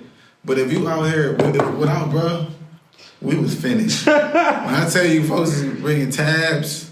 No, they try to play. I heard y'all got scammed today at the restaurant. But when you tourist, it's good. Like, it get them vibes. But they speak no English. But have y'all noticed how y'all tourists, y'all don't speak Portuguese, and the people all treated y'all like respect. Not even just respect, they all treated y'all like, damn, who are they? Yeah. Like, just happy to see somebody else. Like, we just be happy to have people come here and enjoy this shit with us, because we be enjoying this shit every day. I had to learn to love this shit, you feel me? Because I'm from here. Even though I've never been here, like, after some time, I had to learn to love this shit, because this shit is worth it. You feel me? It's love here. And like you said, I love how you said. It's so worth it. You can tell we so used to, in America, everybody being like unimpressed. Yeah, or just stealing. Facts. Over here, like you said, you won't get stealing. Yeah, that's still shit. I was telling them that in Brazil, we don't really steal.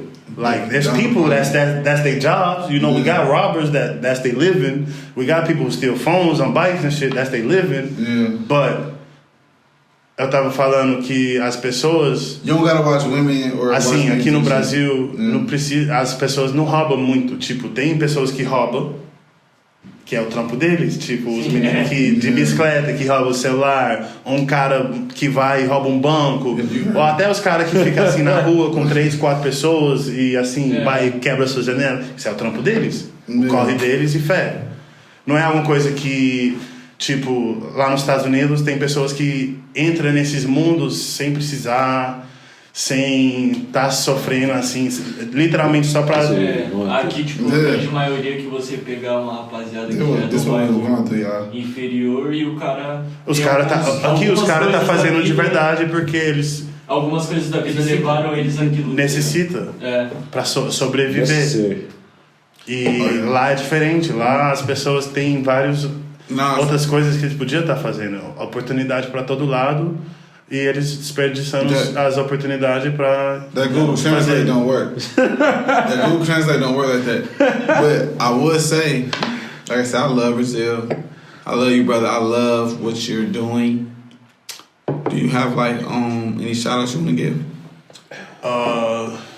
Just shout out to whoever watching this and whoever gave me an opportunity, you feel me, another opportunity, because I ain't never had second chances, you feel me? And even in America, my first chance I fucked up, I was gone. So shout out to anybody who ever gave us a second chance. Brasil, minha família do Brasil, eu sou brasileiro. Hoje em dia eu sou muito feliz que eu sou brasileiro e agora minha missão é mostrar pro mundo o que é assim, não o que é o Brasil, porque eu nem sei tudo do Brasil, mas assim, eu quero usar a minha plataforma para fazer essa conexão, porque eu acho que todo mundo até meus amigos que viveu igual eu e que foi criado igual eu quero que eles tenham essa experiência que eu tô tendo, para eles verem que aqui é igual lá, e eu quero que os caras daqui valorizem mais aqui, porque aqui é igual lá, tipo, e lá é a mesma coisa. Então, só isso, tipo, o mais rápido que as pessoas começam a respeitar as coisas nacionais, sem precisar falar alguma coisa de gringo, ou o ref é o gringo, não, o ref é nós, as pessoas no espelho, você, eu, tipo, sou brasileiro. I caught that. Gringo. I'm saying the reference, like, real talk. You ain't gotta be, like, as a Brazilian, you don't gotta have your biggest fan, you don't have to idolize what's going on over there, because the same shit that's going on over there is going on over here. Mm-hmm. It's like, you don't have to look that far out to get inspiration from, just because they American, because everything that's there is here. Like, we can get our inspiration from here first. And I'm telling you, we're Brazilian. You feel me? I'm Brazilian. I had to figure out that I'm Brazilian. I had to learn my roots, my story, everything. That's real shit. I'm black. You feel me? My parents are mixed. I'm mixed, but I'm black. My grandma's black. You feel me? I love this nigga. Yes, we're Latin. So I love this nigga. It's like people in Dominican Republic who be like, oh, I'm not black, I'm Dominican. Like, no. Hold on, I am Cherokee. I was saying earlier how it's a Native American, it's a native mixture of that and what happened during the slave trade. That's what was going on. Like 400,000 slaves went to America, 2 million slaves came to Brazil. So I am black. You feel me? Like nobody and they say, can ever what's take the that. statistic? My whole life, everything was always about them. I don't fit in nowhere. The Brazilians don't like me. The Mexicans don't like me. The black people don't think I'm black enough. The white people don't think I'm light enough. Like, what am I? What's going on? Not even the Brazilians like me. I always felt like I had nowhere to go. Like, seems like they all love you, man. I was always excluded. Now, today, after being deported, after everything, I figured out who I really am. Like, this is who I really am. Like, that's a beautiful thing, brother. I ain't gonna lie. I'm a black Brazilian man. I'm gonna make sure. And niggas not just be playing about that Cherokee shit. I need Kimi to hear this shit. Kimi gonna have to watch this shit. But no, what's the other sisters that is more black people here than? That's basically my point. That it's like it's more black people here than America. Yeah, like they're here. We out here. We love out here. And get your ass up out of the States and get you some stamps. Facts. Go see your people in other countries. Go see your people. We out here. We Brazil, y'all got y'all. We might look a little different. Our tone and our mixture, like we might be mixed with different things than the usual mixtures from back home. Yeah. But we black. We black at the end of the day. But what you got to say? Man, shout out to my Brazilians, man. I fuck with y'all. I want y'all to do y'all. Bro, listen, y'all are at home. Y'all welcome back every time. I told y'all yesterday off camera, when y'all come, $1,000 y'all good. Y'all don't gotta spend nothing over $1,000, and y'all gonna have a movie every time. Yeah, my Uber picked me up. Listen to Bob Marley the whole ride. Nigga ain't speak a lick of English, but he was vibing. So I fuck international language. I fuck with my Brazilians. Shout out to all y'all. Do y'all thing in the World Cup and the upcoming Olympics. I'm rooting for y'all. This is just the beginning of the international connection.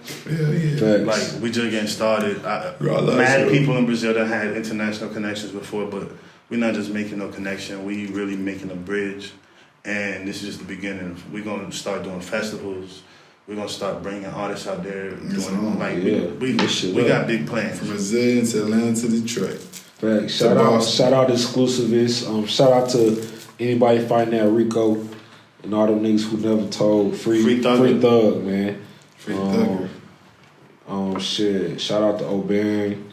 Shout out to Sosa and Slim, man. Real niggas. Yeah, shout out to them boys, man. Shout out to Kimi. Kimi planted that seed. No, real talk. This trip probably never happened without Kimi though. For real, because we was going to Rio. From real life, Candler Road to Brazil, from the east side to Brazil. Yeah, shout out to Yego, man. And, shout out to us, brother. Yeah, and if you listen, please subscribe, comment, and he gonna translate that. Se você tá assistindo esse vídeo do Brasil, dá o like, inscreve, comentários, tudo. Deixa um comentário pra mim, vou ler todos. We're gonna start translating all our episodes for y'all. Eles falam que everything about to be in Portuguese. I'll be out world. We global now. And we out. Oh God. We out. We cut it, big dog. Vai falar da Malu, não? Isso é Malu, Vadias. Vai tomar no meio do seu cu.